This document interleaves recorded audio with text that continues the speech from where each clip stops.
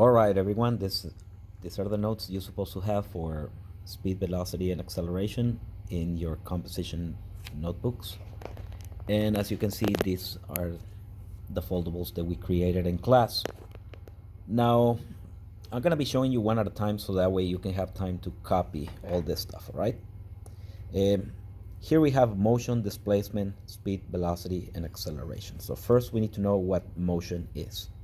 In my page, you can see the ticks on the top, but if you don't have room to put those ticks, then don't worry about it. Right? Let's take a look at what motion is. Right? Motion is a change in position of an object over time. Right? Let's take a look at displacement. Displacement is the shortest distance between point A and point B.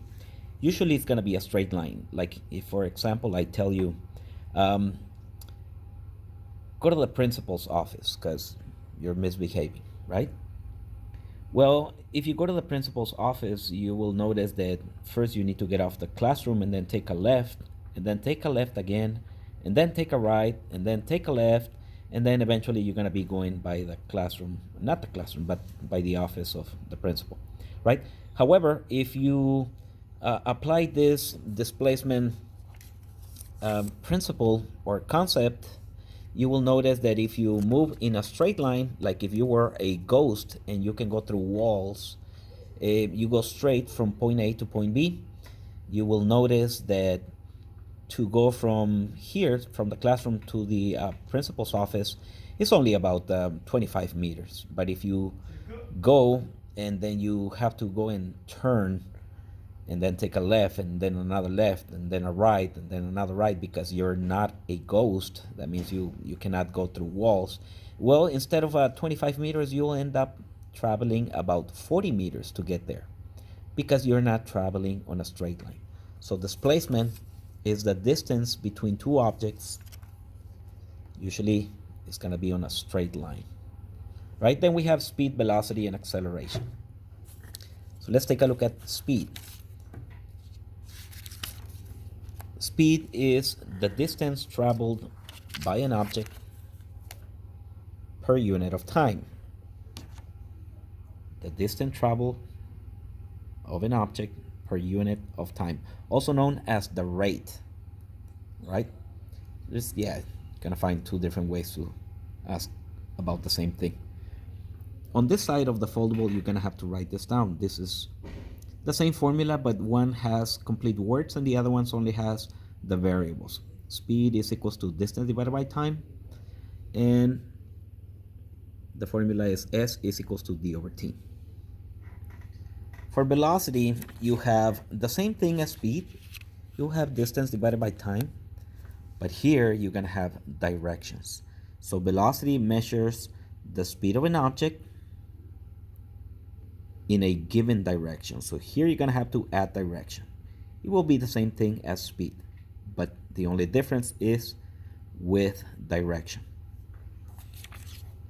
Now for acceleration, it's gonna be a little more complicated, right? Acceleration, yes, again, it's speed or velocity, but look, this one has a change.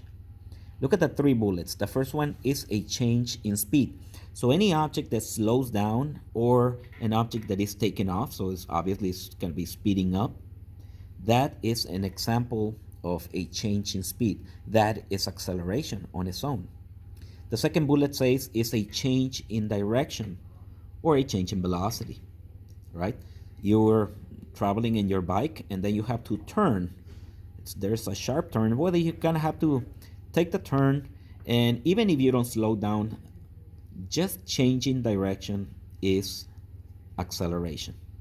Remember, this acceleration, a change in speed, a change in direction, or look at the last bullet. The last bullet says a change in both speed and direction.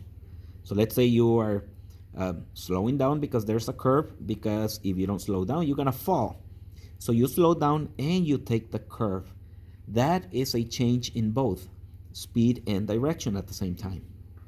For units on this ones, you're gonna have to use either centimeters per second squared or meters per second squared, or kilometers per hour squared. Every time you see this type of units on your measurements, you know you have acceleration, right? So that's what you have on this side. Any questions? Well, I can't answer your questions because I'm on a video. So let's move on to the next one. On the next slide, you got examples of speed, examples of velocity, and examples of acceleration. Now for this one, you are gonna need this assignment that I provided in class that you're supposed to cut and separate. You don't need this top side, like the little titles on the top. You can get rid of those, but you're gonna have to cut them by individual squares, all right? Once you cut them by individual squares, then they become like this, right? Now here you have an example. These are all examples, right?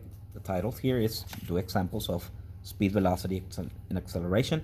Well, let's take a look at this one. This one says the tropical storm is moving 15 kilometers per hour to the northwest. Now this one has a northwest. So it has speed, kilometers per hour, but it also has northwest. So it has direction. It has speed and direction. Now, if you look at your notes and you want to match them where they belong, well, this one, it says that it must have speed with direction. So it's going to be velocity, right? So you are going to come on this one inside. You're going to open this up. And I'm not gonna open them up for you because I'll be showing you the answers. Mine's already done. And you're gonna tape this inside or glue. You glue them, all right? And that's what you do. Any questions? Once again, I cannot answer your questions because I'm on a video, but that's what you're supposed to do. So good luck. Get your homework done. It's due tomorrow. We are gonna grade it and it will be part of your grades.